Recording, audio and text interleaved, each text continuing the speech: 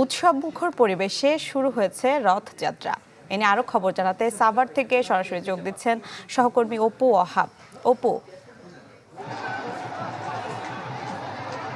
মিলা ধামরাই থেকে যোগ দিয়েছি আমি। ধামরার ঐতিহ্যবাহী রথযাত্রা, রথের উৎসবের যে মূল আকর্ষণ সেটি কিন্তু চলছে এই মুহূর্তে।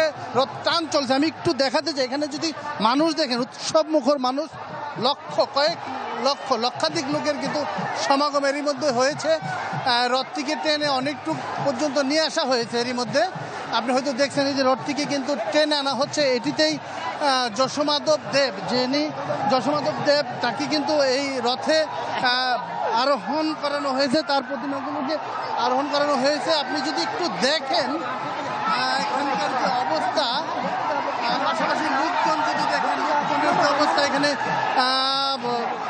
রথমাধবকে কিন্তু কলা চিনি দিয়ে স্বাগত জানানো হচ্ছে। আমরা দেখছি আমাদের এই রথ কিন্তু আমাদেরকে অতিক্রম করে যাচ্ছে। নিশ্চয়ই দেখছেন এখানে যশোমাধবের রথযাত্রা। আমরা যদি একটু দেখাই পুরো ফ্রেমটি, এখানে লক্ষ জনতা কিন্তু এখানে জড়ো হয়েছে। রথের যে মূল আনুষ্ঠানিকতা, এই রথকে টানার জন্য আমি কথা বলেছি অনেকের সাথে। আমি পেয়েছি ভারত থেকে এসেছেন, তিনি শুধু তার প্রত্যাশা যে তিনি যেন রথের দড়িটি একটু ধরতে পারেন, টানের সময় যেন রথের দড়িটি ধরতে পারেন, এরকম ভক্তবৃন্দ কিন্তু এখানে এসেছেন।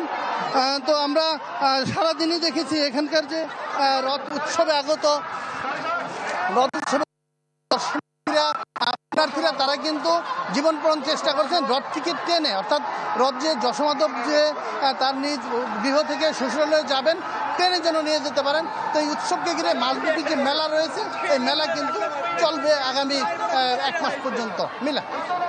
অপু, আপনাকে ধন্যবাদ। নগদের কাছে সব গ্রাহকই প্রিয়, তাই তো সারা দেশে ক্যাশ আউট চার্জ সবচেয়ে কম।